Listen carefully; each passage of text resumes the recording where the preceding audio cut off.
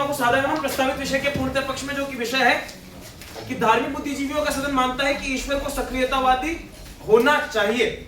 मान्य, सबसे पहले समझ लेते हैं कि धार्मिक बुद्धिजीवी कौन होते हैं। धार्मिक बुद्धिजीवी होते हैं जो अभी वर्तमान में जितने भी धर्म हमारे इंस्टीट्यूशनल रिलीजन से समाज में व्याप्त हैं, सभी का एक सम्यक ज्ञान रखते हैं कि रिलीजन जो है कैसे बने, इनका कैसे संचालन समाज में हो रहा है, इन तमाम बातों को देखते हैं और कैसे समझते हैं कि जब भी इनका विवेचन करने की कोशिश करेंगे धर्मों का, तो एक अनबायस्ड दृष्टिकोण रखने की बात करेंगे कि कैसे अपने आप में जितने भी रिलीजन है उनको कैसा होना चाहिए इस बात में कि ना कि कैसे है। दूसरी बात, धार्मिक बुद्धिजीवी हमेशा इस बात को समझते हैं कि धर्म एक विचार के रूप में खराब नहीं है, बल्कि उसका प्रतिपादन जो है वो अपने आप में कहीं ना कहीं समस्यात्मक बनकर आ रहा है और प्रतिपादन सही से होना चाहिए। धार्मिक बुद्धिजीवी हमेशा इस बारे में बात करेंगे।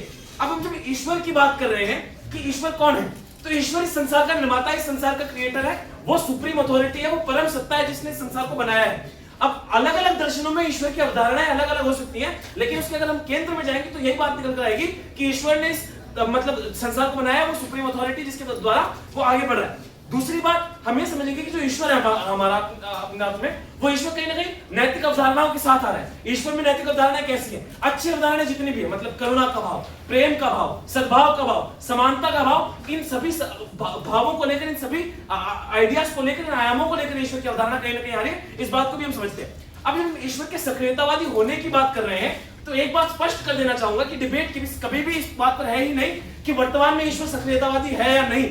डिबेट सिर्फ इतनी सी है और इस बात पर है कि क्या ईश्वर को सक्रियतावादी होना चाहिए या नहीं होना चाहिए। तो मेरा प्रतिपक्ष कभी भी आकर वर्तमान स्थिति में कैसी चीजें हो रही है उस पर डिबेट नहीं कर सकता है। इस बात को स्पष्टता जान लिया जाए। दूसरी बात, सक्रियतावादी होने से हमारा क्या मतलब है, उससे पहले जान लेते हैं कि ईश्वर क्या नहीं है। ये ईश्वर कभी भी नियंत्रणवादी नहीं है। मतलब ये कि मनुष्य क्या एक्शन लेगा इसका कभी भी डिसीजन ईश्वर नहीं ले रहा है। मतलब ये कि मनुष्य को अपने एक्शन लेने की स्वायत्ता जो है, एजेंसी जो है, वो ईश्वर ने दे रखी है। ईश्वर केवल जो है वो यहाँ पर सक्रियतावादी है। सक्रियतावादी यानी क्या है? हम ये समझते हैं कि ईश्वर जो है वो इस बात को जानता है कि कई सारे रिलीजन जो है, धार्मिक इंस्टीट्यूशन जो है, जो संस्थागत धर्म है, वो एग्जिस्ट करते हैं। अभी जो संस्थागत धर्म एग्जिस्ट करते हैं, इन संस्थागत धर्मों के जो अनुयायी हैं और जो धर्म के डॉक्ट्रिन्स हैं, जितने भी अलग अलग रिलीजियस डॉक्ट्रिन्स हैं, उन सभी धर्मों में और अनुयायियों में एक मिडल मैन एग्जिस्ट करता है। वो मिडल मैन कौन है? वो यदि आप हिंदुइज्म में बात करेंगे तो पंडित हो सकता है, यदि आप इस्लाम में बात करेंगे तो मौलवी हो सकता है। जितने भी अब्राहमिक या गैर अब्राहमिक रिलीजन हैं, सभी में इतना एक मिडल मैन एग्जिस्ट करता है। ईश्वर इस बात को जानता है। अब जब हम ईश्वर के सक्रियतावादी होने की बात कर रहे हैं, तो हम इस बारे में बात कर रहे हैं कि कैसे जब ईश्वर सक्रियतावादी होगा तो ये मिडल मैन जो है इसको समाप्त कर दिया जाएगा। ये मिडल मैन अपने आप में हट जाएगा और ईश्वर ने जो एसेंस बनाया है इन धार्मिक डॉक्ट्रिन्स का, वो ईश्वर समाज में उसका प्रतिपादन खुद करेंगे। यानी ये कि जो ईश्वर का धर्म का आइडिया था, जो इंस्टीट्यूशन का आइडिया था, उसका प्रतिपादन, उसका संचालन जो है ईश्वर अपने आप समाप्त करेंगे।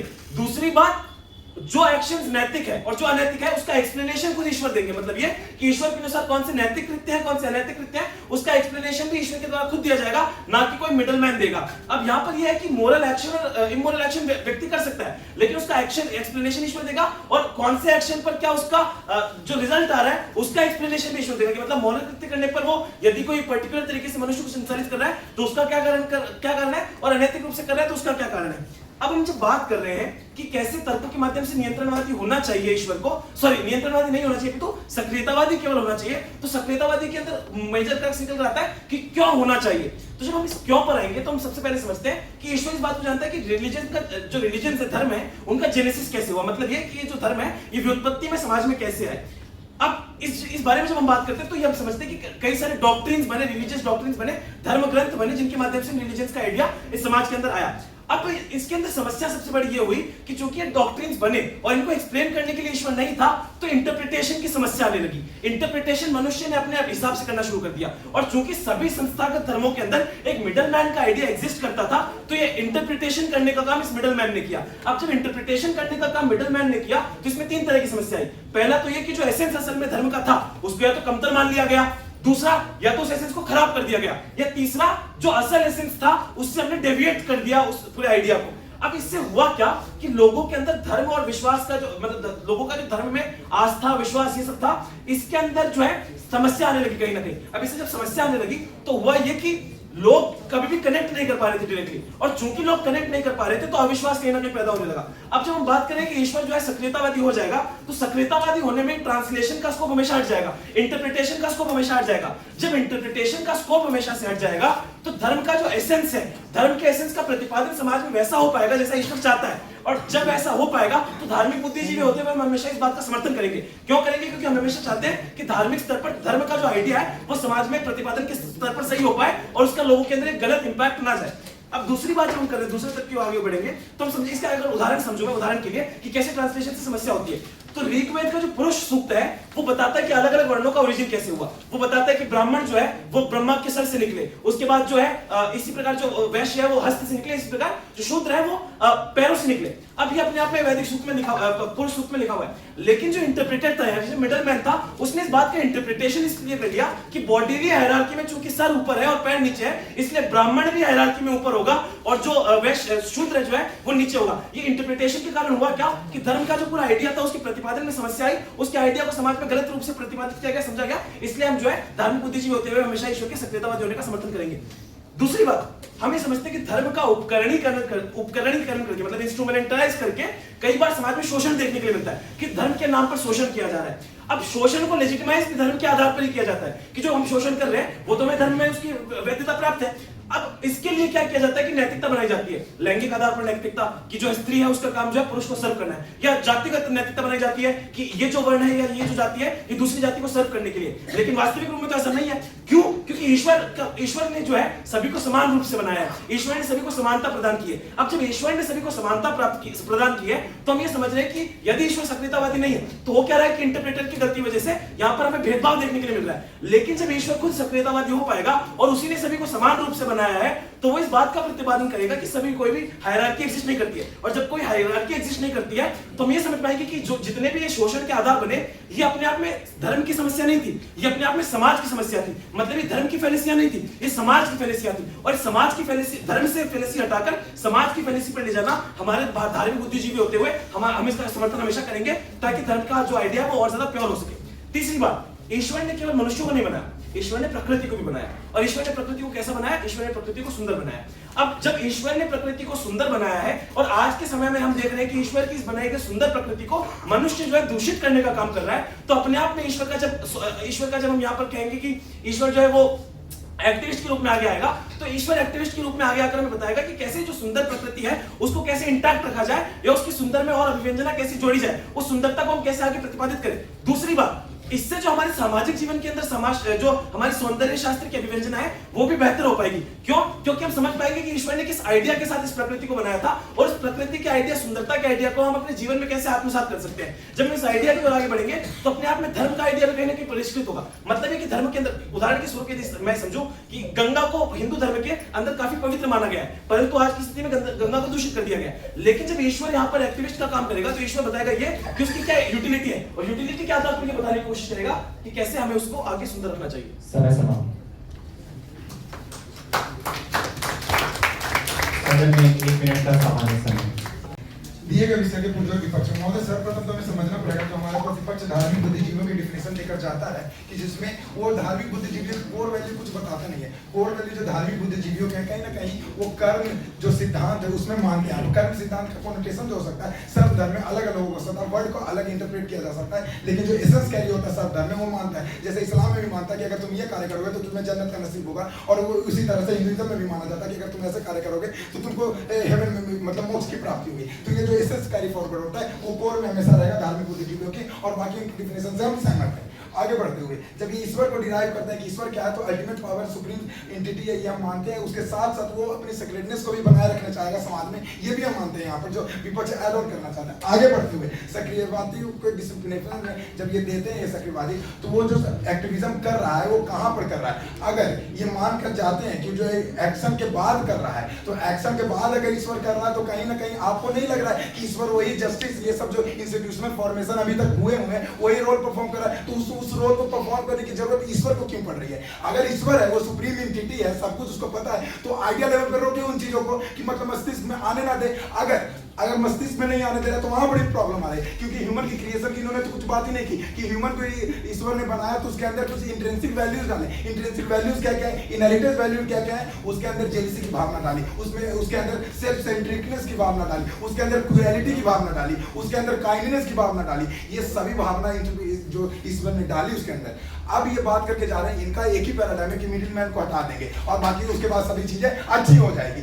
लेकिन अच्छी हो जाएगी ये पैमाना कौन तय करेगा? जो आप पैमाना बोल रहे हैं कि नैतिकता ईश्वर डिराइव कर देगा, ये सब ईश्वर डिराइव कर देगा। जो आपका पूरा पैराडाइम चल रहा है इसमें जो ऋग्वेद में लिखा हुआ इंटरप्रिटेशन होने से सब चीजें गलत हो गई। क्या जब ईश्वर नैतिकता और अनैतिकता डिफाइन कर देगा तब इंटरप्रिटेशन नहीं होगा? कौन रोकेगा उस इंटरप्रिटेशन को? आप बताइए। जब ईश्वर ने इंट्रिंसिक वैल्यूज के अंदर डाली, मिडिल मैन के अंदर भी वो इंट्रिंसिक वैल्यूज थी, उसी के कारण तो इंटरप्रिटेशन रॉन्ग हुआ ना। जो आप पूरी की पूरी इंट्रिंसिक वैल्यूज के बारे में मान रहे हैं, मिडिल मैन के अंदर भी तो इंट्रिंसिक वैल्यूज सब खराब आए, उसके अंदर ही तो ये सब चीजें तो आया, उसके कारण ही तो इंटरप्रिटेशन ये सब सभी चीजें रॉन्ग चली। तो ये कोनोटेशन आप कभी भी डिराइव करके जा नहीं रहे हैं पूरी की पूरी स्पीच में। आप कह रहे हैं कि हायरार्की एग्जिस्ट, ये सब हम लोग जो हुई समाज में हुई क्योंकि रॉन्ग इंटरप्रिटेशन हुआ। फिर सवाल यहीं पर यही आता है कि जो हायरार्की ये सब जो रॉन्ग इंटरप्रिटेशन ये सब हुआ, ये किया क्यों गया? क्योंकि मानव के अंदर कुछ मूलभूत उसके इनहेरेंट वैल्यूज थे जिसको प्रोपेगेट करवाना चाह रहा था समाज में। अब वो जब प्रोपेगेट करवाना चाह रहा था समाज में तो उसके अंदर जो वैल्यूज थे वो किसी ना किसी रोल में डोमिनेट रोल में प्ले किया वहां पर। अब डोमिनेट रोल क्या था? हायरार्की बनाने के उसका सेल्फ सेंट्रिकनेस की जो भावना थी वो काइंडनेस को ओवर पावर करके सेल्फ सेंट्रिक वो बन गया। जब वो सेल्फ सेंट्रिक वहां पर बन गया तो उसने क्या किया कि अब वो रॉन्ग इंटरप्रिटेशन देने लगा। अब चूंकि वो पावरफुल भी था, अगर अच्छे वर्ग से आता था, उसके कारण उसका प्रोपेगेशन हो गया। तो इसमें ईश्वर की गलती नहीं थी, मानव की गलती थी। लेकिन जब ईश्वर ये एक्टिविज्म कर दे रहा है फिर भी ये गारंटी कौन ले रहा है कि ये नहीं होगा? ये आप बताकर नहीं जा रहे हैं यहाँ पे पूरी स्पीच में कि रॉन्ग इंटरप्रिटेशन तो उस समय भी है कि ईश्वर ने नैतिकता डिफाइन कर दी, सब कुछ डिफाइन कर दी, लेकिन मानव के मस्तिष्क में अगर ईश्वर ने कुछ चेंजेस किए ही नहीं तो ये मानेगा क्यों मानव कि जो ईश्वर ने कर दिया वो शाश्वत सत्य है? ये बता दीजिए पहली बात। ठीक है, आगे बढ़ते हुए हम चलते हैं कि उन्होंने बोला कि जो जेनेसिस ये सब का पूरा पैराडाइम ये लेकर चल रहे हैं कि जो जेनेसिस का क्रिएशन कहाँ से हो रहा है, सभी चीजें ने ईश्वर ने डिराइव किया। हम ये मान रहे हैं कि सभी चीजें ईश्वर ने बनाया। जो धार्मिक बुद्धिजीवियों के सदन में बैठे हुए थे सभी चीजें ईश्वर ने बनाया। लेकिन हम जब देखते हैं कि सोसाइटिकल फॉर्मेशन भी ईश्वर के अनुरूप में किया गया, मतलब ईश्वर के कुछ आइडिया थे उसको कैरी फॉरवर्ड करके सोसाइटिकल इंट्रोड्यूशन किए गए। मतलब जैसे जस्टिस ये सब का कॉन्सेप्ट है, सभी कहीं ना कहीं धार्मिक बुद्धिजीवी होने के कारण वो धार्मिक एंटिटी से डिराइव होकर ये सब इंटरप्रिटेशन आए। लेकिन जब ईश्वर एक्टिविज्म ये सब पूरा करने लगेगा तो उसके अनुरूप में ये जो चीजें हैं चली आ रही हैं समाज में, इसकी वैलिडिटी खत्म हो जाएगी। जब इसकी वैलिडिटी समाज में खत्म हो जाएगी तो जो सामाजिक परिप्रेक्ष्य में जो ईश्वर ने समाज को एक परफॉर्मेटिव वे में डिजाइन करके छोड़ा कि मतलब यहाँ पर जो परफॉर्म करेगा उसके अनुरूप कर्म सिद्धांत पूरा चलेगा, ये तो पूरा का पूरा पैराडाइम खत्म हो जाएगा। तो कहीं ना कहीं इस पैराडाइम से ईश्वर की सैंक्टिटी पे क्वेश्चन उठेगा। जब ईश्वर की सैंक्टिटी पे क्वेश्चन उठेगा तो ईश्वर के मान्यताओं में भी लोगों के में डायगोलिकल सिचुएशन क्रिएट होगी। मतलब ईश्वर में माने या ना माने इसमें भी प्रश्न आने लगेगा कि ईश्वर अगर ऐसा कर रहा है तो क्यों कर रहा है। अब आगे यहाँ पर बात करते हैं कि ईश्वर जो कार्य कर रहा है वो एक्शन लेने के बाद आपका कार्य कर रहा है। जो एक्शन उसने सब कुछ देख लिया, वो सब कुछ वो एक्शन लेने के बाद कार्य कर रहा है, तो वो कार्य करने के लिए आपके सभी इंस्टीट्यूशन व्याप्त है। ईश्वर की आपको हेल्प लेने की क्यों जरूरत पड़ गई? ईश्वर की आपको हेल्प लेने की जरूरत पड़ती, उसको वहां पर काम करने की जरूरत है कि या तो वो एक्शन लेने ना देता या फिर वो जो क्या करता कि मस्तिष्क लेवल पे उस चीज को करता है। जो नियंत्रण जो नैतिकता डिफाइन करने की कोशिश थी, ईश्वर ने नैतिकता मनुष्य के अंदर इंट्रिंसिक वैल्यूज में वो नैतिकता डालकर भेज देता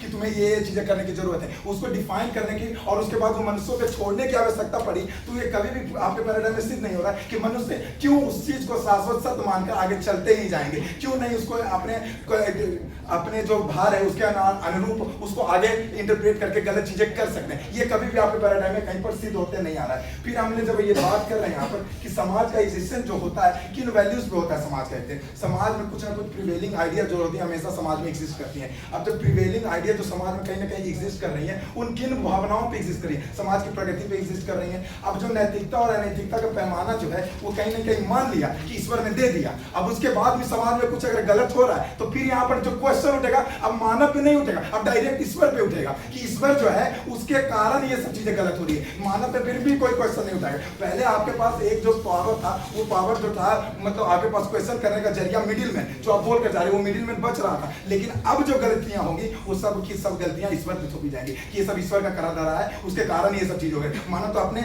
मानव के पास ये भी कैपेबिलिटीज है कि वो अपने कार्य को जस्टिफाई करना चाहता है कि ये हुआ इसके कारण मैंने ये कर दिया, मतलब मेरे अंदर ये कैपेबिलिटीज है उसके कारण मैंने ये कर दिया। कोई टेररिस्ट भी अगर टेररिस्ट बनता है तो वो डिफाइन करता है कि मेरे सामने बचपन में ये सब चीजें हुई थी, उसके कारण मैं ऐसा उग्र हो गया और ऐसा चीजें करना की कोशिश कर रहा हूँ। तो ये यहाँ पर समझने की आवश्यकता है। आगे बढ़ते हुए जब हम देखते हैं कि ये जो ऋग्वेद या कुछ भी जो बात करके जाते हैं उसमें भी समझने की हमारी आवश्यकता है कि उसमें भी जो इंटरप्रिटेशन आप मान के चले कि मिडिल मैन ने कर दिया, फिर भी प्रश्न यहाँ पर यही आ रहा है कि जो ऋग्वेद का था उसको मानव ने अपने अनुरूप दिया, तो अनुरूप दिया किन किन बेसिसों पे अपने अनुरूप दिया? क्या उनके अंदर कुछ वैल्यूज थे, वो ईश्वर के वैल्यूज को मान रहे थे, या अगर ईश्वर की वैल्यूज को मान रहे थे उसके बाद अगर इंटरप्रिटेशन ऐसा दे दिया तो फिर वहां पर जो ईश्वर था वो चाहता था कि ऐसा इंटरप्रिटेशन दिया जाए, मतलब मानव अपने जो आइडियाज हैं, अपने इंट्रिंसिक वैल्यूज को एक्सरसाइज कर सके समाज में, जिसके कारण जो कर्म सिद्धांत का पूरा फॉर्मेशन है वो वर्क कर सके। मतलब कोई भी वर्क अगर खराब कर रहे हो तो कोई अच्छा वर्क भी उसके लिए एग्जिस्ट करना है और उसका जो रिवार्ड वैल्यू वाला सिस्टम था वो एग्जिस्ट कर सके। मतलब ये ईश्वर चाह रहा था, इसलिए तो उसने इंट्रिंसिक वैल्यू डाली। अगर ईश्वर चाहता नहीं तो मानव को पहले ही सब अच्छे वैल्यू देकर चला जाता, और उस मानव को पहले ही अगर सब अच्छे वैल्यू देकर चला जाता तो ये सब चीजों की आपकी जरूरत नहीं पड़ती। लेकिन ईश्वर ये चीजें चाह रहा था कि ऐसा हो, मतलब परफॉर्मेटिव जो ईश्वर था बनाने की कोशिश कर रहा था। और हम भी ये मान के चलते कि आइडियल लेवल पे, तो आइडियल लेवल पे उस समय भी ईश्वर जो अगर एक्टिविज्म मान देंगे तो परफॉर्मेटिव जो वैल्यू आपके पैराडाइम से पूरा का पूरा शिफ्ट होते हुए जा रहा है, और मैनेजिंग जो चल रहा है पॉइंट की मैं मिडिल मैन का पॉइंट, वो भी आपके पैराडाइम से हटता हुआ नजर आ रहा है। फिर आगे हम जब बात करके जाते हैं कि ईश्वर जो है वो कंट्रोलेबल नहीं रहेगा। पहली बात, जब ईश्वर को आप ये दिखा देंगे कि वो रेगुलेटिंग बॉडी है, ठीक है, अगर वो रेगुलेटिंग बॉडी कंट्रोल नहीं कर रहा है तो कंट्रोल नहीं कर रहा है तो ईश्वर अभी क्या डिफरेंट कर रहा है जो पहले नहीं कर रहा था, ये आप बता के चाहिए। ईश्वर अभी कुछ ऐसा डिफरेंट नहीं कर रहा है जो पहले नहीं कर रहा था। पहले भी जो मानव थे वो बता ही रहे थे कि जो ऋग्वेद में लिखा हुआ सब ईश्वर का लिखा हुआ है, और मीडियम में आगे आप खराब कर दिया, और अभी भी आप कह रहे हैं कि ये सब ईश्वर का दिया हुआ है। क्या ऋग्वेद में किसी में ये बोला गया, उसको क्यों बोला जाता है कि वो जो है वो रिवोल्यूशन ऑफ ट्रूथ है? वो क्यों बोला जाता है ऋग्वेद को कि रिवोल्यूशन ऑफ ट्रूथ है? इसको ट्रूथ किसने दिया है? इसको भगवान ने दिया है। तो ये जो चीजें जा रही है कि पहले भी भगवान ने करा था, अब ऐसा भगवान ने क्या डिफरेंस कर दिया, हमें अपने प्रतिपक्ष से उत्तर चाहिए यहाँ पर। धन्यवाद। समय समाप्त। अब मैं उप प्रधानमंत्री को अपने वक्तव्य के साथ सदन पटल पर आमंत्रित करता हूँ। सदन की गरिमा को मेरा सादर नमन। मैं पीछे तक श्रव्य हूँ। दिए गए विषय के पुरजोर पक्ष में अध्यक्ष मंडली, इस पूरे बहस में हम एक संभावना पर बात करनी थी कि किस प्रकार से ईश्वर सक्रियतावादी होना चाहिए। अब ईश्वर की निष्क्रियतावादी और ईश्वर की सक्रियतावादी होने में क्या क्या चीजें हैं उसका कंपैरेटिव एनालिसिस करके जाते हो। कहीं ना कहीं कहते हैं कि ईश्वर यदि निष्क्रियतावादी होगा तो उसकी सैंक्टिटी मेंटेन रहेगी, ईश्वर ज्यादा उस पर किस प्रकार का आरोप नहीं लगाया जाएगा। और इन तमाम आरोपों को खंडन करते हुए मैं अपना तर्क सदन में स्थापित करने की कोशिश करूंगा। इनका सबसे पहला तर्क आता है कि यदि ईश्वर को मनुष्य को अच्छा ही बनाना होता तो वो सारी चीजें उसके भीतर फीड करके रख देते, यानी कि मनुष्य के मस्तिष्क में तमाम चीजें आ जाती। हमें समझना होगा कि ईश्वर को जब भी हम सदन में स्थापित कर रहे हैं, बात करें ईश्वर सक्रियतावाद होना चाहिए, तो सक्रियतावाद और नियंत्रणवाद में अंतर है। ईश्वर मनुष्य को नियंत्रित नहीं करेगा। यदि ईश्वर मनुष्य को नियंत्रित ही करेगा तो मनुष्य का जन्म किस प्रकार से, मनुष्य के कौन से एक्शंस हैं, किस एक्शन का क्या रेपरकशन है, तो फ्री विल का आइडिया या फिर फ्री विल का हम क्या कहेंगे कि किस प्रकार से वो कंप्लीटली कर्टेल हो जाएगा। ईश्वर, हम कभी भी धार्मिक बुद्धिजीवी होकर एक ऐसे ईश्वर की परिकल्पना नहीं कर रहे जो मनुष्य को सर्वेल करते रहे, मनुष्य की मॉरल पुलिसिंग करते रहे हर पल पे। हम जब भी कह रहे हैं कि ईश्वर सक्रियतावादी होना चाहिए, इसका अभिप्राय यह है कि ईश्वर यह बताएगा कि नैतिकता क्या है, अनैतिक क्या है, उसके बाद मनुष्य की प्रतिक्रिया क्या होगी वो मनुष्य पर निर्भर करता है। जिसका अभिप्राय है कि सक्रियता में भी प्रतिक्रिया का स्कोप रहेगा at every point of time. दूसरी चीज ये कह रहे हैं कि मनुष्य के भीतर बहुत सारे भाव है, जेलिस। इन्होंने कहा कि यदि ईश्वर की, इनका एक बहुत कोर आर्गुमेंट जो बार बार सदन में रिपीट होता है, सदन में भ्रम क्रिएट करने की कोशिश करते हैं कि मिडिल मैन का इंटरप्रिटेशन में और ईश्वर की इंटरप्रिटेशन में कोई डिफरेंस ही नहीं रहेगा क्योंकि लोगों के फॉलो करने पर है। अध्यक्ष मंडली, जब मिडिल मैन इंटरप्रिटेशन करता है तो केवल इंटरप्रिटेशन के आधार पर सामाजिक पदानुक्रम नहीं परिचालित होता, उसको मानने वाले लोगों के आधार पर भी सामाजिक पदानुक्रम परिचालित होता है। और जब समाज में कोई जाति व्यवस्था, मान लेते किसी जो तथाकथित निम्न जाति के लोग हैं उनके साथ शोषण हो रहा है, तो सालों तक वो शोषण की वैलिडिटी में मानते हैं, वो ब्राह्मणवाद में मानते हैं। इसलिए मानते हैं क्योंकि वहां पर मिडिल मैन इंटरप्रेट करके बता रहा था कि इस हायरार्की का क्या मतलब है, या ईश्वर ने हायरार्की बताई। यदि ईश्वर ने सभी प्राणियों को व्युत्पत्ति दी है, सभी प्राणियों को जन्म दिया, तो ईश्वर की नजर में सभी प्राणी एक है। यदि ईश्वर की नजर में सभी प्राणी एक है और ईश्वर ये बताएगा कि किसी प्रकार से समाज में किसी प्रकार का डिफरेंस नहीं होना चाहिए, ईश्वर ये बताएगा कि मैंने स्त्री और पुरुष को अंतर डिफरेंट नहीं बताया, तो जो स्त्री और पुरुष मानते आए थे जाति व्यवस्था में, जो स्त्री पुरुष मानते आए थे कि हमारा शोषण वैलिड है, जो मानते आए थे हमारा शोषण लेजिटिमेट है, वो इस लेजिटिमेसी को क्वेश्चन कर पाएंगे, क्योंकि अब ईश्वर डायरेक्टली बता पाएगा। और इस डायरेक्ट कॉन्वर्सेशन में वो लेजिटिमेसी जो पहले हम धर्म से सीख कर रहे थे, जो मिडिल मैन से सीख कर रहे थे, वो टूटेगी, क्योंकि ईश्वर से हमारा डायरेक्ट संवाद हो पाएगा और ये चीज इंश्योर हो पाएगी। दूसरी चीज ये कह रहे थे कि किस प्रकार से सेल्फ सेंट्रिक बिहेवियर में यदि काइंडनेस ने सेल्फ सेंट्रिक बिहेवियर को ओवरपावर कर दिया। हम देखते हैं कि किस प्रकार से विश्व में अलग अलग व्यवस्थाएं चलती हैं। उन व्यवस्थाओं का जेनेसिस और उन व्यवस्थाओं का परिचालन इस आधार पर होता है कि उन व्यवस्थाओं को टेस्टिफाई करने के लिए कुछ सोशल इंस्टीट्यूशंस का इस्तेमाल हम करते हैं। उन सोशल इंस्टीट्यूशंस की वैलिडिटी लोग ईश्वर से सीख करते थे, पर जो लोग उन सोशल इंस्टीट्यूशंस में मान रहे हैं, उन सोशल इंस्टीट्यूशंस में हैं, उनका ईश्वर से कोई डायरेक्ट कॉन्वर्सेशन नहीं है। जब उनका ईश्वर से डायरेक्ट संवाद नहीं है, तो किसी पॉइंट इन टाइम पर वो इस टेस्टिफाइड चीज पर सवाल नहीं खड़े कर सकते। अब क्योंकि सभी लोगों तक ईश्वर ये बात करेंगे, ईश्वर सक्रियतावादी होंगे, बताएंगे, तो इन सोशल इंस्टीट्यूशंस पर सवाल खड़े करने की ज्यादा एजेंसी लोगों के पास आएगी। क्योंकि यदि देखेंगे कि ईश्वर हमें ये कह रहे हैं, ईश्वर इस प्रकार का समाज चाहते हैं और सामाजिक रियलिटी उस प्रकार की नहीं है, तो इसका अभिप्राय कि लोग ये क्वेश्चन करेंगे कि क्यों सामाजिक रियलिटी इस प्रकार की नहीं, जिस प्रकार की ईश्वर चाहते हैं। दूसरी चीज ये कहते हैं कि परफॉर्मेटिव सैंक्टिटी बतानी है। सैंक्टिटी को बचाने के दो माध्यम हो सकते हैं, या तो हम लोगों को गॉड फियरिंग बना दें, या तो हम लोगों को गॉड लविंग बना दें, या तो लोग ईश्वर से डरने लग जाए, या तो लोग ईश्वर से प्रेम करने लग जाए। प्रेम का आइडिया कब आता है? प्रेम का आइडिया तब आता है जब कोई भी शख्स हमारे ज्यादा इंटीमेट, ज्यादा प्रोक्सीमेट होता है, ज्यादा पास होता है। जैसे जैसे सामीप्य बढ़ता है, वैसे वैसे प्रेम का आइडिया बढ़ता जाता है। जैसे जैसे डिस्टेंस का आइडिया बढ़ता जाता है, वैसे वैसे भाई का आइडिया बढ़ जाता है। जो ये धार्मिक इंस्टीट्यूशन से मिडिल मैन करते हैं, ईश्वर को एक डिस्टेंट बॉडी के रूप में, जो कि एक दूरस्थ स्थापित ईश्वर, जो कि हमारे सामने नहीं है, जो कि हमारे बीच में नहीं, उसके रूप में स्थापित कर देते हैं। इस दुराव के चक्कर में कहीं ना कहीं मनुष्य के भीतर मनुष्य ईश्वर से डरने लगता है और तमाम चीजें गॉड फीयरिंग बिहेवियर में करने लगता है। पर धार्मिक बुद्धिजीवी ये चाहते हैं कि जो विश्वास की वृत्ति है वो गॉड लविंग नेचर में बने। कहीं ना कहीं मनुष्य ईश्वर से प्रेम करे। ईश्वर से प्रेम कब करेगा? जब ईश्वर सक्रियतावादी होगा, जब ईश्वर बताएगा कि कैसे उसने दुनिया बनाई, जब मनुष्य ईश्वर के असली रूप को जान पाएगा। क्योंकि ईश्वर का असली रूप बताने वाले इंटरप्रेटर नहीं होंगे, ईश्वर का असली रूप बताने वाला ईश्वर स्वयं होगा। वो मनुष्य की प्रॉक्सिमेट ज्यादा समीप आएगा। जैसे जैसे समीप पे बढ़ेगा गॉड लविंग नेचर बढ़ेगा,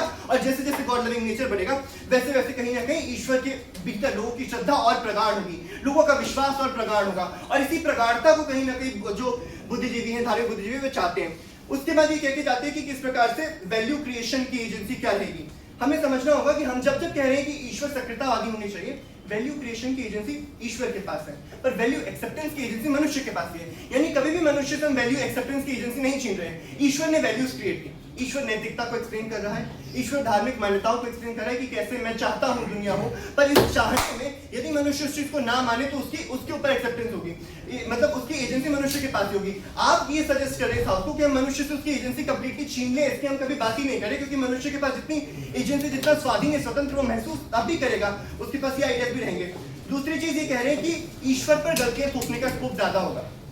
ये सदन में बहुत बड़ी फैलिसी, हिस्टोरिकल फैलिसी है। क्यों? हम देखते हैं ऐतिहासिक रूप से बहुत सारे धार्मिक वॉर हुए, रिलीजियस वॉर्स हुए। हम देखते हैं ऐतिहासिक रूप से समाज में सेक्शनलिज्म हुआ, डिवीजन हुआ। क्यों हुआ? क्योंकि अलग अलग मजहबों के लोग अपनी मजहब की हायरार्की को प्रतिस्थापित करने के लिए एक दूसरे से लड़ते रहे कि हमारा सिंबल बेहतर है, हमारा सिंबल बेहतर है। क्यों लड़ते रहे? क्योंकि यहाँ पर कभी भी ईश्वर मनुष्यों से, जिसे उसने खुद बनाया है, सभी मनुष्यों को, उनसे कहीं संवाद नहीं कर पा रहा है। ये सेक्शनलिज्म, ये डिवीजन कब टूटेगा? ये सेक्शनलिज्म, ये डिवीजन तब टूटेगा जब एक सक्रियतावादी ईश्वर होगा। और इस सेक्शनलिज्म, ये डिवीजन, और हम ये भी देखते हैं कि जितने भी रिलीजियस वॉर्स हुए, उसका डायरेक्ट मनुष्यों ने क्या किया, उसका जो जितना भी आरोप था, उसका आरोपण ईश्वर पर किया कि ईश्वर के नाम पर युद्ध हो रहे हैं, ईश्वर के नाम पर लोगों का नरसंहार हो रहा है। परंतु ईश्वर के नाम पर क्या नरसंहार हो सकता है? जिस ईश्वर ने मनुष्य को जन्म दिया है, जिस ईश्वर ने मनुष्य को बनाया है, क्या उसके नाम पर नरसंहार हो सकता है? नहीं हो सकता है। तो जब तक ईश्वर सक्रियतावादी नहीं होंगे, तब तक ये जितने भी आइडियाज, जितने भी हिस्टोरिकल ऐतिहासिक मिथ है, मिथक है कि कैसे ईश्वर के कारण रिलीजियस वॉर्स हुए, ईश्वर के कारण नरसंहार हुए, जितने भी आरोप है, इनका खंडन कैसे करेगा? तो इवन इफ आपको आरोप को खंडन करना है, ईश्वर को एक सैंक्टिटी में स्थापित करना है, उसके लिए भी जरूरी हो जाता है कि ईश्वर सक्रियतावादी हो। और ईश्वर, दूसरी चीज हमने इस सदन में बार बार यह स्थापित किया कि क्योंकि ईश्वर ने, जैसे हमने एक पॉइंट बोला कि ईश्वर ने संसार को बनाया, ईश्वर ने प्रकृति को व्युत्पन्न किया। प्रकृति को व्युत्पन्न करने में कितनी क्रिएटिव फोर्स लगी होगी। अब हम जब कह रहे हैं कि समाज की, संसार की सौंदर्य शास्त्रीय अभिव्यंजना का परिष्कार होगा जब ईश्वर सक्रियतावादी होगा, सौंदर्य शास्त्रीय अभिव्यंजना का कैसे परिष्कार होगा? आपके मन में यह भावना जागृत होगी कि आप कहीं ना कहीं वो जो सोर्स ऑफ इंस्पिरेशन है वो डायरेक्ट हमें ईश्वर से मिलेगी, कि जैसे ईश्वर ने नेचर, ईश्वर ने प्रकृति को बनाया, जैसे ईश्वर ने संसार को बनाया, संसार के अलग चीजों को बनाया, पशुओं को बनाया, इसमें कितनी पेचीदगी है, कितना तमाम चीजें, पर इसके अलावा बावजूद इसमें एक प्रकार का पारिस्थितिकी, एक प्रकार का इकोसिस्टम है, एक प्रकार का इकोसिस्टम है, एक दूसरे के कहीं ना कहीं सपोर्ट में, सपोर्टिंग सिस्टम्स एग्जिस्ट करते हैं प्रकृति के विदिन। यानी कि हमें मनुष्य को इंस्पिरेशन मिल पाएगी ईश्वर से लगातार कि कैसे को एग्जिस्टेंस संभव होता है, कैसे पारिस्थितिकी तंत्र, इकोसिस्टम बनाया जाता है, कैसे आगे बढ़ा जाता है। यानी कि बिना किसी क्लैश के भी हम देखते हैं प्रकृति के भीतर कि तमाम चीजें एग्जिस्ट कर रही हैं, तमाम डिफरेंसेस एग्जिस्ट कर रहे हैं, पर उन डिफरेंसेस के बावजूद, डिविजन के बावजूद बहुत ज्यादा ऐसे सेक्शनिज्म एग्जिस्ट नहीं कर रहा है। एक इकोसिस्टम एग्जिस्ट करे, एक इंटरडिपेंडेंस एग्जिस्ट करता है। इस इंटरडिपेंडेंस को मनुष्य सीख पाएगा, समाज में आत्मसात कर पाएगा और एक परिष्कृत समाज बन पाएगा, एक बेहतर समाज बन पाएगा। इसलिए हम चाहते हैं कि ईश्वर सक्रियतावादी हो ताकि सामाजिक परिष्कार की ओर हम आगे बढ़ पाए और जितने भी प्रकार के सेक्शनिज्म वगैरह उसको हटा पाए। उसके बाद ये कह रहे हैं कि पहले के ईश्वर और अब के ईश्वर में क्या डिफरेंस होगा, तो मैं केवल इतना कहना चाहूंगा, डिफरेंस यही होगा कि पहले ईश्वर मनुष्यों से लगातार सीधे संवाद नहीं करता था, तो अब कभी ये सवाल नहीं कर सकते थे ना कि भाई ये बात सही में ईश्वर ने कही है या ये मिडिल मैन कह रहा है, पर अब आप सवाल कर सकते हैं कि ये बात सही में ईश्वर ने कही है या नहीं कही है।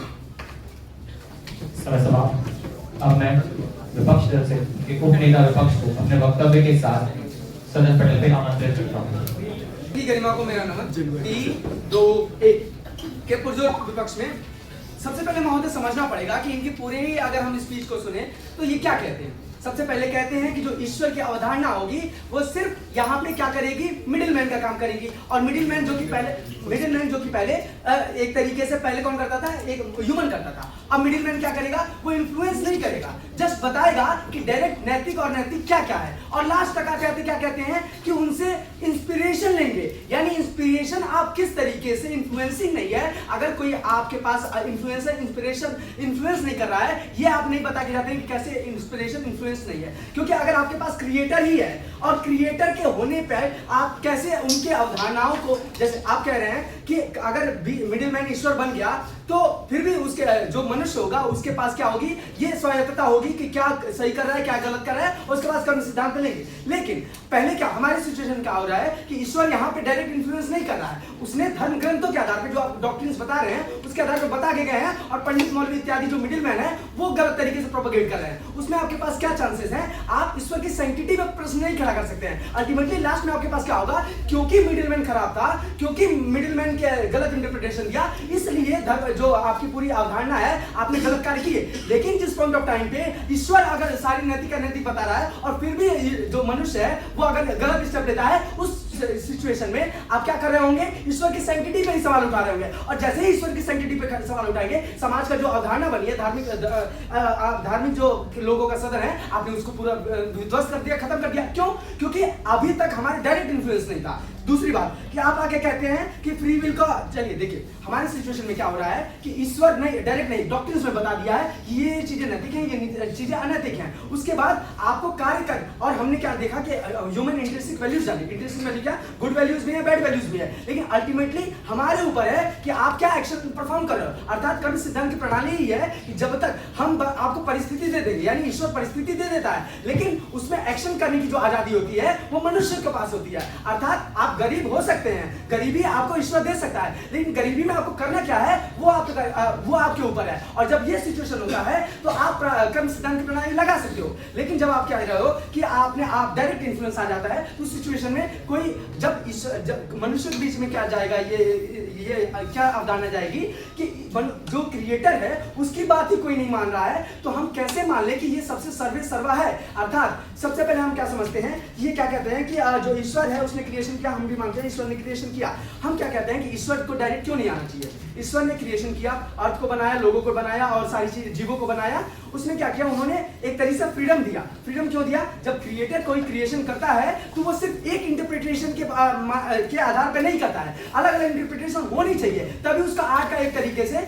फ्लोरेशन होता है, यानी बढ़ावा होता है। लेकिन जब आप पहले से ये कह दोगे कि आप डायरेक्ट इन्वॉल्वमेंट करो, अर्थात एक क्रिएशन हो गया और उसमें क्या सही है क्या गलत है ये क्रिएटर ही बता दे, तो आज वो बढ़ेगा कैसे? अर्थात अलग अलग डायमेंशन में जो स्टेगनेंसी है उसको खत्म कैसे होगी? अर्थात एक अवधारणा के आधार पे क्यों चलेगा, यानी क्रिएशन बढ़ेगा कैसे, ये आप नहीं बता के जाते हैं। उसके बाद आप प्रकृति वाली सिचुएशन बताते हैं कि सौंदर्य शास्त्रीय अभिवंजना हो जाएगा। लेकिन अगेन इसमें ही आप बताते हैं कि हम ईश्वर से ये इंस्पिरेशन लेंगे कि कैसे उन्होंने जीवों को अच्छे से बनाया, कैसे सारी चीजों को अच्छा किया। यानी आप ये मान रहे हैं कि अगर क्रिएशन यानी आप इंस्पिरेशन ले पा रहे हैं तो इन्फ्लुएंस क्यों नहीं ले पा रहे हैं, आप ये पूरी स्पीच में नहीं बता के जाते हैं। और दूसरी बात कह रहे हैं कि लगातार संवाद करते रहेंगे, यानी पहले हमारे पास कोई ऑप्शन नहीं था कि हम ईश्वर से डायरेक्ट संवाद करते थे, क्या था वो डॉक्ट्रिन्स थी। डॉक्ट्रिन्स का गलत इंटरप्रिटेशन होना ये नहीं है कि आपने गलत संवाद का कोई कारण नहीं था, लेकिन हमने क्या किया कि जब डॉक्ट्रिन्स को डायरेक्ट गए, जैसे हमारे पास एग्जांपल है सती प्रथा का। सती प्रथा किसी भी एक तरीके से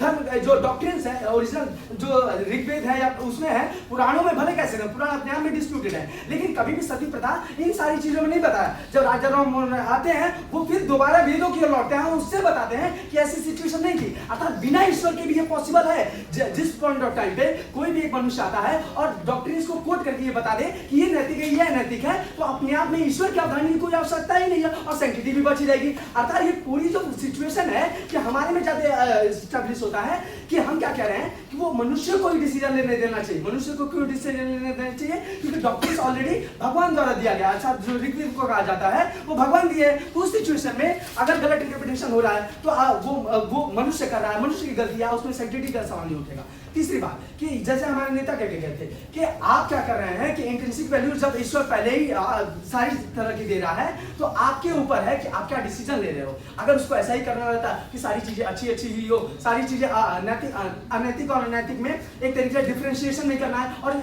इंस्पिरेशन के माध्यम से इन्फ्लुएंस भी करना है, तो ये वैल्यूज डालता ही क्यों? यानी उसको चाहिए था कि एक क्रिएशन ऐसी हो जो सारी अवधारणाएं फ्लोरिश हो पाए और इंडिपेंडेंटली हो जाए और कोई भी ऐसा क्वेश्चन ना हो, चाहे हम धार्मिकों के सदन में बैठे हैं, ताकि उन पर क्वेश्चन कर पाए। पहला तो ये जो इंस्टीट्यूशन बने हैं वो बने रहें और वो आगे चलते रहें। उसकी कुरीतियों को हमें मिटाना है अपने माध्यम से, मनुष्यों के माध्यम से ही, उनको अवेयर करके, उनको कॉन्शियस करके, लेकिन ईश्वर के माध्यम से नहीं करना है। क्योंकि जिस पॉइंट ऑफ टाइम पे ईश्वर आ गया उसके बाद भी गलत चीजें होने लगी तो फिर लोगों का जो विश्वास है वो खत्म हो जाएगा। उसके बाद आप क्या कहते हैं कि लोग, हाँ ठीक है, ब्राह्मण इत्यादि और ईश्वर में डिफरेंस नहीं होना चाहिए, ठीक है। आप जो पूरा उदाहरण देके जाते हैं कि कोनोटेशन जो हुआ कि सबसे पहले मनुष्य ने क्या देखा, जो ब्रह्मा के मुंह से ब्राह्मण निकलते हैं, फिर उसके बाद इत्यादि अलग अलग स्टेप से अलग अलग लोग निकलते हैं।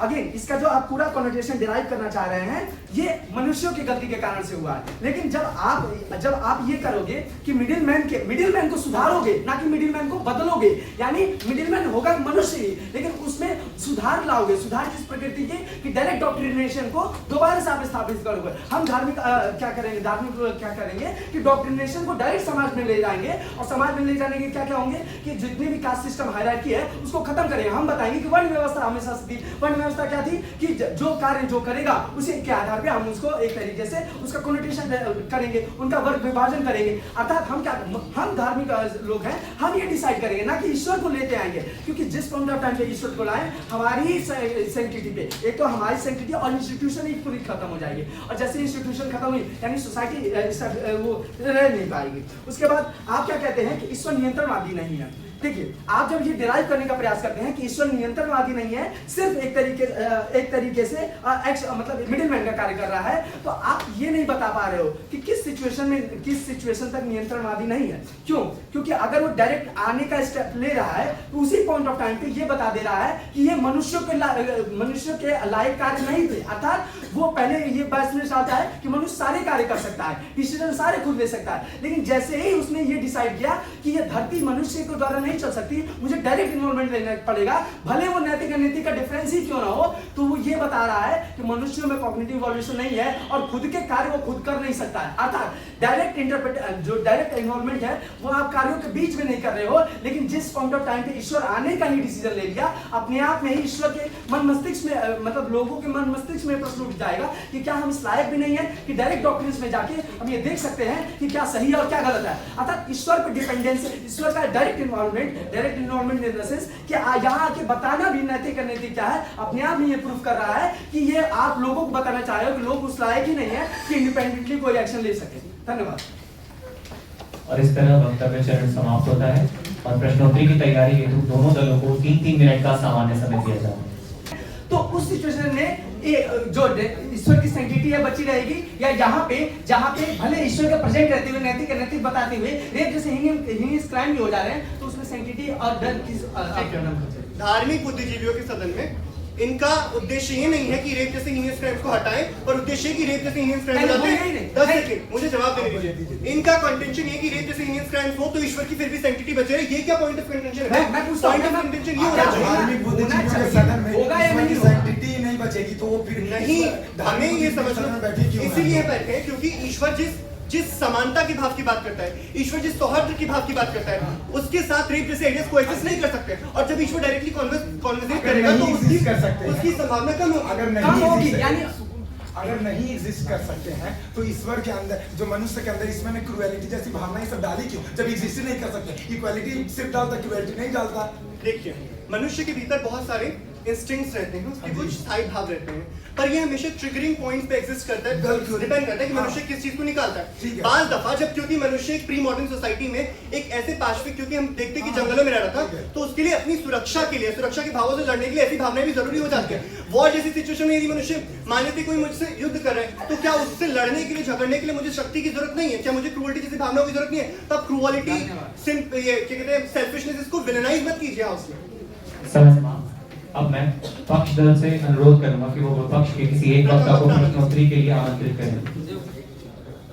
जी, आप मेरे पहले प्रश्न के साथ समय शुरू करें। जब ईश्वर सक्रिय होगा तो क्या वो सभी से संवाद करेगा या कुछ लोगों से संवाद करेगा? सभी से करेगा। सभी से संवाद करेगा। मतलब ईश्वर जो अपने गुण है वो सभी को बताएगा कि क्या क्या गुण समाज में प्रतिपादित होने चाहिए। हाँ, बताएगा। ठीक। क्या ईश्वर के लिए किसी भी स्थिति के अंदर रेप जस्टिफाइड हो सकता है? ईश्वर के लिए अब मनुष्य को इंट्रिंसिक वैल्यू डालेगा तो नहीं, मैं आपसे पूछ रहा हूँ कि ईश्वर के लिए हो सकता है कि नहीं हो सकता क्या है? ईश्वर के लिए? क्या ईश्वर के लिए ईश्वर को वो सभी चीजें पता है, उसके लिए वो जस्टिफाई वो करवाएगा, मतलब ईश्वर रेप जस्टिफाई करवाएगा? क्या ईश्वर रेप जस्टिफाई करवाएगा? जब रेप ये सब की भावना आप मान रहे हैं, ठीक है, मैं एक प्रतिक्रिया पे मैं मान ले रहा हूँ कि ठीक है, ईश्वर ने जो ये इंट्रिंसिक वैल्यू डाल दी। क्या ईश्वर के लिए रेप जस्टिफाइड है? नहीं, ठीक ईश्वर के लिए नहीं जस्टिफाइड है। क्या ईश्वर अभी भी सभी से संवाद कर रहा है? क्या कर रहा है? अब ऐसी स्थिति में जब कोई मनुष्य ऐसा हीनियस क्राइम करेगा तो उसका समाज जो है उसका ओनस मनुष्य पर डालेगा या ईश्वर पर डालेगा, जब मनुष्य को भी मालूम है कि ईश्वर ऐसी चीज का प्रतिपादन कर ही नहीं सकता। ठीक है, अब यहाँ पर समझिए, यहाँ पर जब आपने बोला कि ईश्वर जो प्रतिपादन जो चलेगा प्रतिक्रिया पे डिपेंड करेगा, तो यहाँ पर देखेगा कि ईश्वर के डायरेक्ट कंट्रोल होने के बावजूद जो हम बार बार कह रहे हैं कि ईश्वर ने मनुष्य को ये बताया क्या नैतिक ये नहीं, फिर भी मनुष्य ने ना मानते हुए भी ये सब चीजें की। मनुष्य ने ना मानते हुए इसलिए तो बस मनुष्य का नाम मानते हुए ये सब चीजें की, लेकिन ईश्वर इसको कंट्रोल नहीं कर पाया, तो फिर ईश्वर की सैंक्टिटी पे तो और भी चली हो रहा है। सवाल सुनिए, आप बताइए। जब धर्म एज एन आइडिया, आप चाहते हैं कि ईश्वर सैंक्टिटी बनी रहे ईश्वर की, जितने भी मजहब है, अब्राहमिक रिलीजन्स है या सनातन रिलीजन है, ये अपने आइडिया ऑफ लेजिटिमेसी कहाँ से सीख करते हैं, वैधता कहाँ से सीख करते हैं? आइडिया ऑफ लेजिटिमेसी अगर आप बता रहे हैं कौन से कॉन्टेशन में बात करें, अगर पहले के उस कॉन्टेशन में बात करें, में बात करें जब ईश्वर वर्तमान में जो उनके धर्म ग्रंथ है उससे डिराइव करते हैं। धर्म ग्रंथ ही पूछ रहा हूँ मैं कि कुरान किसको सुप्रीम बॉडी मानता है? कुरान मानता है जो मैसेंजर है अल्लाह को सुप्रीम बॉडी मानता है, अल्लाह के मैसेंजर को मानकर चलता है। सुप्रीम बॉडी को अल्लाह ही खुदा ही होती है। अरे तुमने तो मैसेंजर ही ने दिया, अल्लाह से थोड़ी दिया, खुदा मैसेंजर ने बोला। अरे सुप्रीम, ठीक है, ठीक है। ये फैक्चुअल फैलेसी है। इस्लाम में मोहम्मद साहब से भी सुप्रीम अल्लाह है। पूछ लीजिए मेरे तो आप अग्री करते हैं? जब आप किसी भी धर्म पर सवाल खड़े कर रहे हैं तो क्या धर्म पर प्रश्न सीधे ईश्वर पर प्रश्न नहीं है? क्या धर्म पर प्रश्न ईश्वर पर प्रश्न नहीं है? अभी नहीं है, बताता हूँ मैं कैसे नहीं है, क्योंकि धर्म पे जब आ रहा है तो मेरे पास दो पैराडाइम एग्जिस्ट कर रहे हैं कि इंटरप्रिटेशन पे भी मैं बोल सकता हूँ कि जो अल्लाह ने तो बोला ही नहीं था, ये जो मैसेंजर आए उनका इंटरप्रिटेशन गलत किया और उसके कारण में हुई सब चीजें, यही तो मैं प्रूफ करने की कोशिश कर रहा हूँ। इस्लामिक फंडामेंटल्स में किसी को भी आजादी है कि वो मैसेंजर की बात को गलत कह सके? ब्लास्फेमी के अंतर्गत आप मारे नहीं जाएंगे? ठीक है, उसमें भी दो कॉन्टेशन डिराइव होता है, जो बाकी इस्लामिक जो कॉन्टेशन है उसमें भी डिराइव होते हैं कि उससे भी अलग सेक्ट बनाकर जो सूफीज ये सब की बातें करते हैं, ये सब सूफीज का क्या एनाइलेशन नहीं हुआ?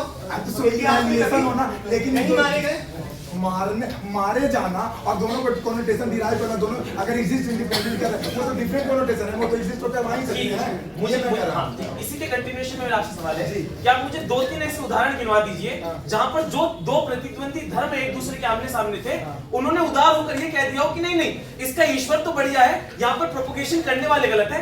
ऐसे दो प्रतिद्वंदी धर्मों का कोई उदाहरण दे दीजिए जहाँ पर हिंदू धर्म ही है क्या कहाँ हिंदू और धर्म, दूसरा इस्लामिक धर्म है। बताइए कैसे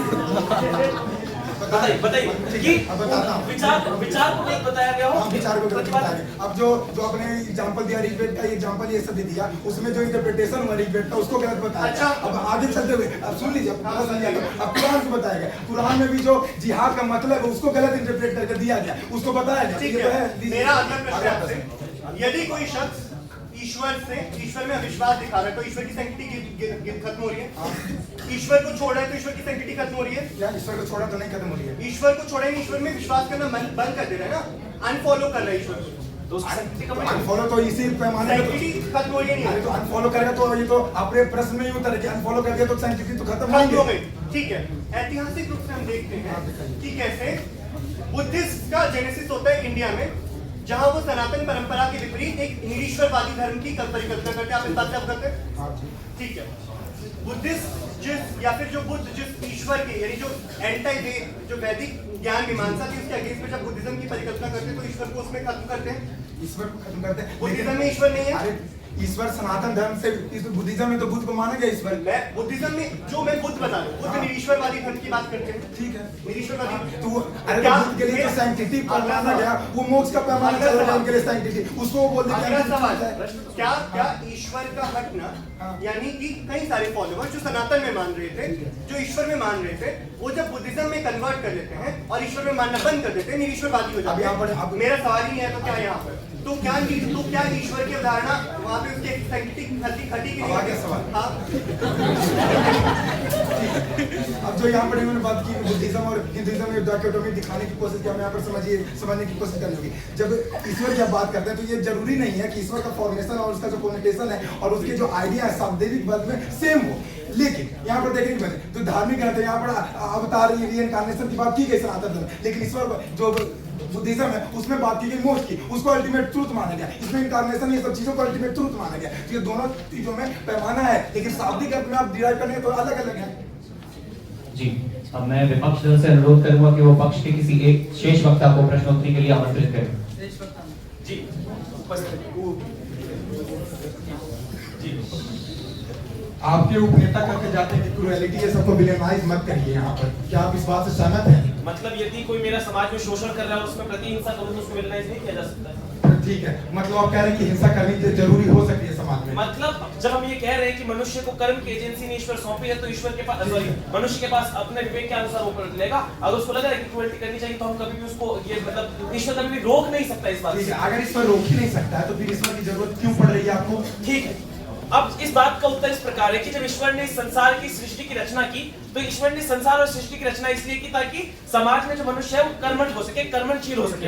अब लेकिन जब ईश्वर अगर सब चीजों को नियंत्रित करने लग जाएगा तो मनुष्य कभी भी कर्मठ और कर्मशील नहीं हो सकता। इस कर्मशीलता को रोक मतलब कर्मशीलता बनी रहे इस बात की सुनिश्चितता के लिए ईश्वर ने जो है डायरेक्ट इंटरवेंशन छोड़ा। अगला प्रश्न ये है कि जब आप बोल दिए कि ईश्वर रोक नहीं सकता है और कर्मनिष्ठा ये सब है, तो ईश्वर को एक्टिविज्म करने की क्या आवश्यकता है? वो तो पहले भी वो सब चीजें हो ही रही थी, अब क्यों आप ये एक्टिविज्म प्रमोट कर रहे हैं? ठीक, अब इस बात का उत्तर इस प्रकार है कि हम ये समझते हैं कि चूंकि इंटरप्रिटेशन के कारण जो गलत कृत्य है उनकी संभावना बहुत ज्यादा बढ़ गई थी, उस संभावना को कर्म करने के लिए ईश्वर ने इंटरवेंशन आप कह रहे हैं इंटरप्रिटेशन के बावजूद जो कर्मकांड है वो सब चीजें गलत हो रही थी इंटरप्रिटेशन के कारण। अब है कि ईश्वर हो रहा है फिर भी गलत काम हो सकता है, ये दोनों में डिफरेंस क्या है? अगर आप प्रोपेंसिटी पर ही बात करेंगे तो जब ईश्वर मौजूद होगा तब इसकी संभावना कम होगी। क्यों? क्योंकि इंटरप्रिटेशन का स्कोप ही खत्म हो जाएगा। ईश्वर जो चाहता है वो सीधा सीधा प्रतिपादित समाज में होगा। ये मान रहे हैं कि ईश्वर के होते हुए भी हीनियस क्राइम ये सब कुछ होगा और ईश्वर इसके लिए जस्टिफिकेशन के लिए काम करेगा, तो मतलब उसके डायरेक्ट इन्वॉल्वमेंट के बावजूद रेप हो रहे हैं। ठीक। तो इसमें फिर किसकी सैंक्टिटी पे क्वेश्चन उठेगा? फिर नहीं, इस स्थिति के अंदर ईश्वर की सैंक्टिटी पर प्रश्न नहीं उठ सकता। अच्छा, नहीं। इसका इसलिए प्रश्न नहीं उठ सकता है क्योंकि जब इंटरप्रिटेशन का स्कोप था तो मानव अपने किसी भी कृत्य को धर्म का नाम लेकर जस्टिफाई करने की कोशिश कर रहा था। लेकिन जब धर्म ईश्वर खुद आकर संवाद करेंगे तो सभी से संवाद करेंगे और समाज को इस बात की जागरूकता है कि कौन सा कर्म ईश्वर के द्वारा नैतिक है, कौन सा अनैतिक है। जो अनैतिक है वो मनुष्य के ऊपर होना है। आप कह रहे हैं क्योंकि मनुष्य पहले कर देता था और उसको जस्टिफाई भी कर देता था। क्या बिना ईश्वर आए ये चीजें पॉसिबल नहीं है? बिल्कुल पॉसिबल नहीं है। जब तक धार्मिक ग्रंथ का इंटरप्रिटेशन संभव है तब तक मनुष्य अपना कर्म का जो स्कोप है वो हमेशा धर्म ईश्वर की बातों का इंटरप्रिटेशन हो सकता है। ईश्वर की बातों का इंटरप्रिटेशन मनुष्य कर सकता है। अगर मैं और आप सीधा कॉन्वर्सेशन कर रहे हैं तो उसके अंदर अगर आप इंटरवेंशन कर भी रहे हैं तो उसका ओनर्स आपके ऊपर है, ईश्वर के ऊपर उसका ओनर्स नहीं है। अगर मैं मतलब ईश्वर के होते हुए अपनी इंटरप्रिटेशन करके अपनी प्रतिक्रिया कर सकता हूँ, लेकिन इसमें ईश्वर की इन्वॉल्वमेंट नहीं आ पा ठीक है। अब इस स्थिति के अंदर भी अगर आप ये कह रहे हैं कि मैं अपनी इंटरप्रिटेशन ले सकता हूं, तो क्या आपकी इंटरप्रिटेशन को समाज ने सर्वव्यापी रूप से मान लिया? नहीं माना। इसका मतलब ये कि यदि आप गलत कृत्य करेंगे भी तो भी समाज उसका दोषारोपण आपके ऊपर ही करेगा। अभी समाज आपके सभी कृत्यों को मान लेता है कि आप सही कर रहे हैं, लेकिन मेरे पास एक तरीका तो है कि मैं उनको जस्टिफाई कर सकता हूं। वो जस्टिफाई करने का तरीका खत्म हो जाएगा। उस समय में नहीं आपके पास जस्टिफाई करने का तरीका रहेगा। नहीं, बिल्कुल नहीं रहेगा, क्योंकि मुझे अगर नहीं रहेगा, हाँ बिल्कुल नहीं रहेगा। अगर नहीं रहेगा तो फिर वो गलत कार्य करेंगे क्यों आप? ठीक है। अब मुझे ये समझना होगा कि मुझे फ्री विल और फ्री एजेंसी तो दी गई है। उस स्थिति के अंदर भी मुझे यदि लगता है कि मुझे इस ईश्वर के विचार में नहीं मानना है तो मेरी व्यक्तिगत स्वायत्ता हो सकती है, परंतु ये व्यक्तिगत स्वायत्ता के समाज के स्तर पर सारी चीजें सारी लास्ट में भी आप क्या जा रहे हैं कि ईश्वर की इस विचार में आपको मानना ही नहीं है, तो इसमें भी तो ईश्वर की सैंक्टिटी पे ही प्रश्न उठेगा सबसे पहले कि उसके विचार में ही नहीं मान रहे हैं। ठीक। अब अगर आप एक व्यक्ति के संदर्भ में डिबेट कर रहे हैं तो ऐसा संभव हो सकता है, लेकिन हमें यह समझना पड़ेगा कि समाज के स्तर पर जब हम इसकी बात कर रहे हैं तो समाज के अंदर लोग जब ईश्वर के विचार के ज्यादा नजदीक जा पाएंगे तो वो इस बात को समझ पाएंगे कि जो एक प्रश्न पूछने का उत्तर देने का समय तो दे दीजिए। जल्दी दीजिए। हाँ, जब आपको ये समझना पड़ेगा कि जब आप ईश्वर के विचार के समीप जा पाएंगे तो आप ये समझेंगे कि ईश्वर जिस बात का एनालिसिस कर रहा है वो किन आधारों पर एनालिसिस कर रहा है और कौन सा एनालिसिस करने के लिए बेहतर है, तो इसलिए मैं कहेंगे ऐसा हो गया।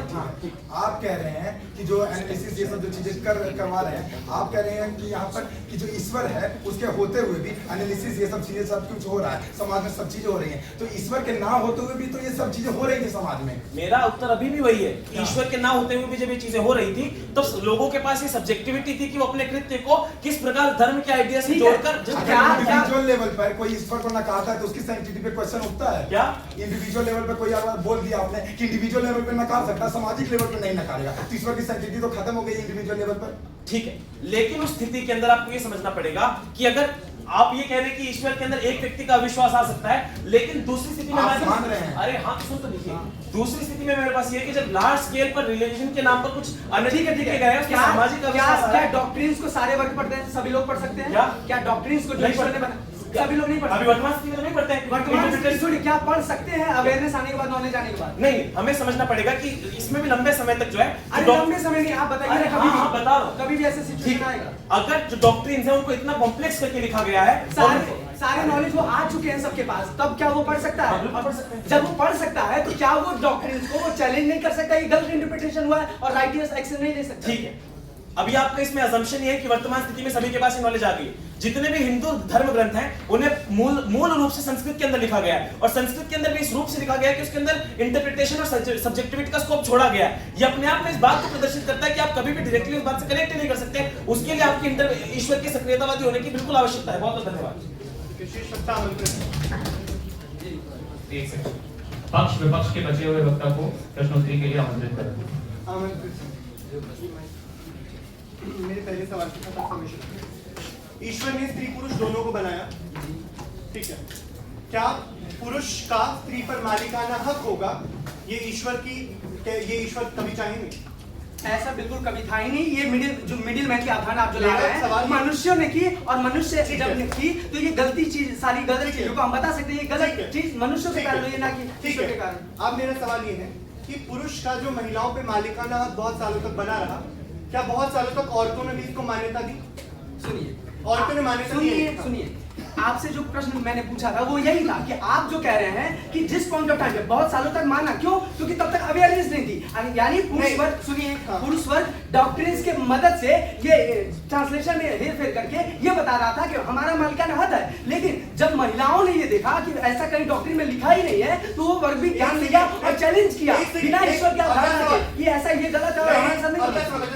क्या अफगानिस्तान में भी महिला पुरुष सेम हो गए? जी महिला और पुरुष को सेम हक मिला है अफगानिस्तान में। अब इतना स्पेसिफिक बोलेंगे तो इसका उत्तर ले लीजिए। अच्छा। क्या आप सुनिए, आप पुरुष अब अफगानिस्तान का जब लेते हैं तो वहाँ patriarchal society at the top most है। वहाँ पे महिलाओं को यह अधिकार भी नहीं दिया गया है कि डॉक्टर सुनिए डॉक्टर्स को डायरेक्ट जाए और अपना इंटरप्रिटेशन अपने अनुसार करें और चैलेंज भी कर पाए। इसलिए वहाँ यानी कि पे आप जिस महिला की बात कर रहे हैं जो इंटरप्रिटेशन कर पाने में समर्थ है वो सिर्फ पहली स्तर की महिला है। ऐसा नहीं नहीं है, है। सारी ही महिलाएं को अभी अवेयरनेस आई नहीं अफगानिस्तान के केस में।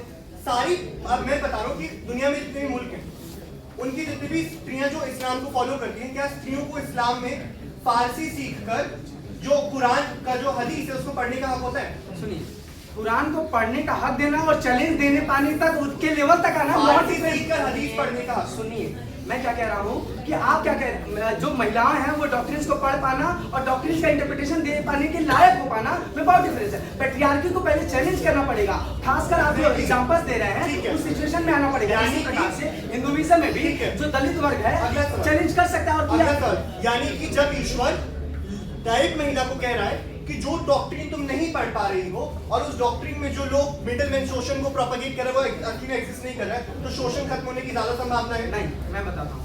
अगर ये बता दिया महिलाओं को डायरेक्ट ईश्वर ने ये डॉक्ट्रिन्स में लिखा हुआ और आपके साथ गलत हो रहा है, उसके बाद भी अगर गलत होता है तो ईश्वर सिर्फ महिलाओं को तो बताएगा नहीं, पुरुषों को भी बता रहा है। इसके बाद भी अगर पुरुष कर रहे हैं तो महिलाओं की जो विश्वास है वो भी और भी खत्म हो जाएगा कि ईश्वर नहीं। के बताने के बाद भी पेट्रियार्की एग्जिस्ट कर। एक सेकंड, यदि महिलाओं को पता लग जाएगा तो महिलाएं रेजिस्ट नहीं करेंगी। सुनिए, एग्जिस्ट करना Resist, और resist। हाँ रेजिस्ट कैसे, देखो आप समझने की प्रयास करिए कि रेजिस्ट करेंगे कौन सी सोसाइटी में? ऐसी सोसाइटी जो पेट्रियार्की में आपको बोलने का अधिकार नहीं दे पा रही है, आप कह रहे हैं डायरेक्ट चैलेंज कर पाएंगे। नहीं, अर्थात मैं साधारण सा प्रश्न पूछ रहा हूँ क्योंकि हम एक संभावना की बात कर रहे हैं। मेरा सवाल ये प्रश्न है कि बहुत सालों तक औरतों ने पुरुषों के मालिकाना को इसलिए चैलेंज नहीं किया क्योंकि स्त्री पुरुष स्वामी है और स्त्री उसका सब्जेक्ट है, इस चीज को मानती है।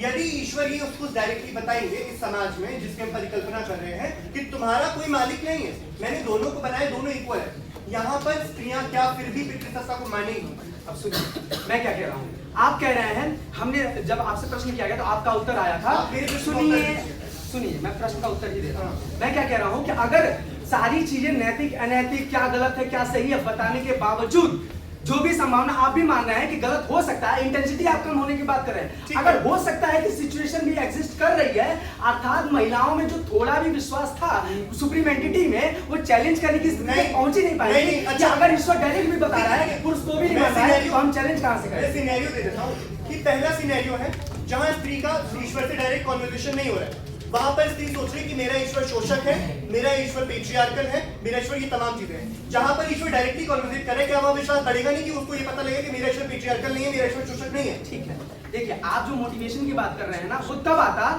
उस सिचुएशन में आता जहां पुरुष को बताने के बाद ये सारी चीजें खत्म हो जाती है। लेकिन वो इकलौता सिचुएशन अच्छा। भी जहां ये सिचुएशन नहीं खत्म हो रही है, पेट्रियार्की नहीं खत्म हो रही ठीक है। है, तो वहां पे मोटिवेशन की बजाय और डिमोटिवेट होंगी और वो एकजुट नहीं हो पाएंगी कि उनके खिलाफ ठीक है। लड़ पाए, पेट्रियार्कल सोसाइटी में उनको चैलेंज कर पाए। अगला सवाल है, यदि ये बहस संभावना की है तो क्या ऐसा भी हो सकता है कि तमाम चीजें खत्म हो जाए, या फिर ये जरूरी है कि ऐसा ये तमाम चीजें खत्म नहीं होंगी? क्या यदि बहस संभावना की है तो संभावना में बेनिफिट ऑफ डाउट हम ये भी दे सकते हैं ना कि ईश्वर अगर बोलेंगे तो तमाम शोषण और ये तमाम चीजें खत्म हो जाएंगी। आप पूरी डिबेट सुने होते तो प्रश्न नहीं आता, बताइए, बताता हूँ कैसे। कि आपने कहा कि क्या ये खत्म हो जाएगा, क्यों नहीं होगा? हमने बताया कि डायरेक्ट मेरा इन्वॉल्वमेंट सवाल ये नहीं है, राष्ट्रीय- मेरा सवाल नहीं, प्रश्न मुझे पूछने दीजिए, मैं प्रश्न पूछ रहा हूँ। मैं प्रश्न पूछ रहा हूँ कि जब डिबेट संभावना की है, प्रोपेंसिटी की है, प्रोबेबिलिटी की है, तो प्रोबेबिलिटी हमेशा दोनों साइड हो सकती है। शोषण खत्म भी हो सकता है, नहीं भी खत्म हो सकता है। तो आप ये एक्सप्लिसिटली कैसे कहेंगे कि खत्म ही नहीं होगा, शोषण ऐसे नहीं होगा? ऐसे कह रहा हूं कि आपको बताना है कि हर सिचुएशन में जो प्रोपेंसिटी है वो खत्म ही हो जाएगी। लेकिन मैं कह रहा हूं कि अगर एक सिचुएशन में अगर ईश्वर आता है, डायरेक्ट इन्वॉल्व करता है और बताता है सारे वर्गों को कि आपको ये करना है, ये गलत करना है, ये सही करना है, उसके बावजूद एक वर्ग भी में भी अगर ये चीज नहीं पॉसिबल होता है तो जो चैलेंज करने का यानी उनसे मोटिवेशन लेने का ट्राई कर रहा है उस सिचुएशन में और डिमोटिवेट होगा और चैलेंज करने की प्रक्रिया यही है। और हमारे सिचुएशन में क्या है कि हम कह रहे हैं कि उस पेट्रियार्कल सोसाइटी को ये सोचना होगा, उसमें से किसी लोगों को निकलना होगा कि बताना होगा कि डॉक्ट्रिन्स का गलत इंटरप्रिटेशन है। जैसे राजा राम मोहन ने किया कि डायरेक्ट सती प्रथा को बताया कि आपने डॉक्ट्रिन्स का गलत इंटरप्रिटेशन किया है और उसको लोगों ने एक्सेप्ट किया। लेकिन आपके सिचुएशन में क्या होगा, ईश्वर करेगा जो भी होगा तो और ज्यादा गलत इंटरप्रिटेशन होगा और ईश्वर जो पूरी समाज का होता है खत्म हो जाएगा। धन्यवाद। और इस तरीके से प्रश्नोत्तरी चरण समाप्त होता है। अब सदन में 1 मिनट का सामान्य समय प्रत्युत्तरी की तैयारी है। अनुरोध करूंगा कि वो आकर के प्रत्युत्तरी भाषण दें।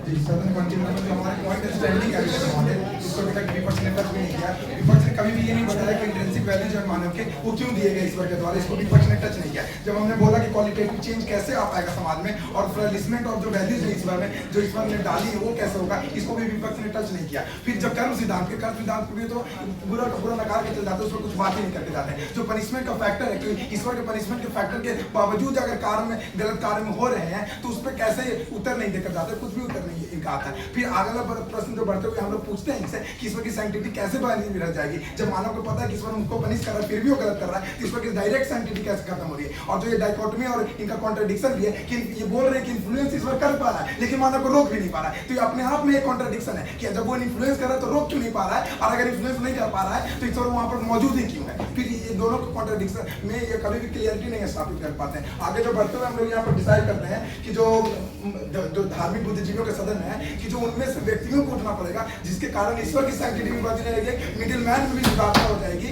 और जो सामाजिक धार्मिक बुद्धिजीवियों का सदन है वो भी मतलब अपने प्रोग्रेशन की ओर बढ़ता रहेगा। अब सदन में पक्ष अपने प्रत्युत्तरी भाषण के साथ आमंत्रित है।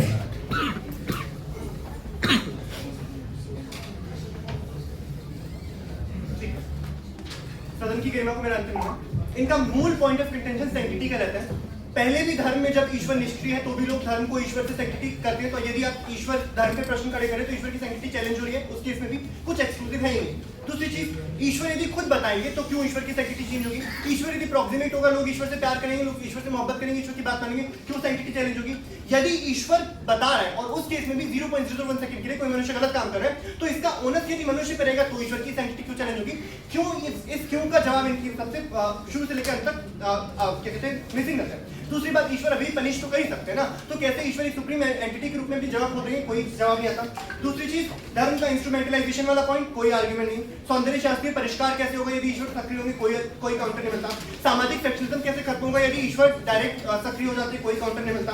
फिर उसके बाद कहते हैं गॉड फीलिंग से गॉड लविंग बनाने चाहते, कोई काउंटर नहीं मिलता। कैसे ज्यादा लिबरल समाज बनेगा, ज्यादा लोकतांत्रिक समाज बनेगा जब एक कहीं ना कहीं एक तरीके से हम कहें कि इकोसिस्टम डेवलप होता है, इंटरडिपेंडेंस डेवलप होगी, उसका भी कोई काउंटर नहीं मिलता। समय समाप्त। और इस तरीके से आज का वादविवाद यहाँ पे समाप्त होता है। दोनों दल एक दूसरे का अभिवादन करें।